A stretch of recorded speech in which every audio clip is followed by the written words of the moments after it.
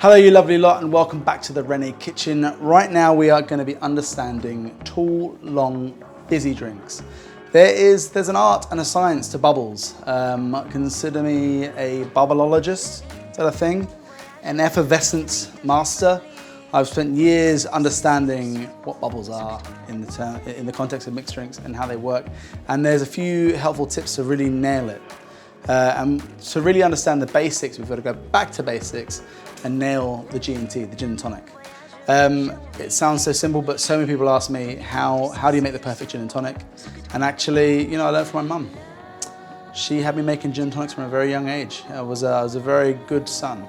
But there's a couple of secrets. And so without further ado, we're gonna get into it. There is a lot of questions around what's the best tonic, what's the best mixer. That's very much personal preference. I'll let you do you. I have my favorites, but I like to explore and experiment. There's so many different variety of mixers out there on the market.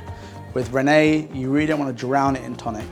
And so I like to start off, as you know from the previous segment, with ratios. Ratios, you want to go roughly either 1 part gin to 2 parts tonic, or 1 part gin to 3 parts tonic, depending on how confident you're feeling. But one thing to note is that when all your ingredients are colder, you can make things normally a little bit stronger because everything's going to be tempered, it's going to be smoother and much easier to consume. You want to start off and make sure all of your ingredients are cold. Your gin and your glassware are straight from the freezer, you've got some good quality ice and lots of it, and of course your mixers are straight from the fridge.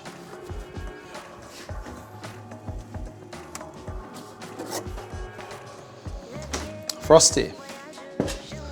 And so let's get this started. You see I've gone for a nice tall Collins glass. You can have a gin and tonic in anything that you want as long as you can get those ratios right with enough room for ice. So we're going to start off with our cold mixer. A cold mixer means it's not going to foam up as much and you're going to keep as much of the effervescence in that bottle as possible. And when we're talking ratios, I'm going to do 2 parts tonic to 1 part gin. So in here, we're going for a tidy 100 mils of tonic water to our 50 mils or double shot of gin. Now, if you're over across the pond, that is going to be 2 ounces of gin to 4 ounces of tonic. Now, that's a strong beverage, but look at that. The bubbles are perfectly in balance. Now, you might think the glass looks a little bit empty, but this is where the ice comes in. A nice amount of ice is going to preserve this cocktail for as long as possible.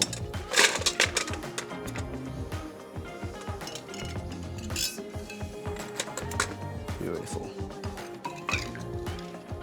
Look at that. Now, just for everyone at home thinking I would like more drink with my ice, thank you very much. In any bar, you're only going to get your 2 ounce serve. So you can either have that 2 ounces that you pay for, drown in tonic, you're not going to taste this fantastic luxury product, or you can have it perfectly presented, just like so. And so here is a gin and tonic, perfectly mixed, ice in at the end, everything cold, nice and bubbly. And the last thing we need to do to crown it is to garnish it. Now, garnishing a gin and tonic is where you can really have fun. If you're a novice with mixology, you can just think about the flavors that are present in the botanicals, create something that's going to complement or contrast that. It's really up to you. There is no wrong answer with garnishing a gin and tonic. For us, Renais has got a wonderful citrus profile and that nice kind of florality of our fresh grapes. So I'm going to do fresh grapes and citrus just to be a perfect complementary pairing.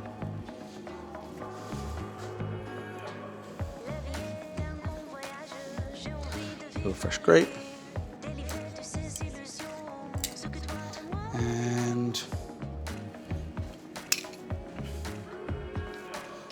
a little bit of lemon peel. Now we've got plenty of acidity in there from the tonic water. So we just need the peel of a lemon just to evoke all those lovely oils on top. Give it a little twist and pop it in there right next to your grape. And there we have the perfect gin and tonic, the perfect Renais and tonic. Cheers. I can't even leave it for you, I've got to drink it myself. Cheers.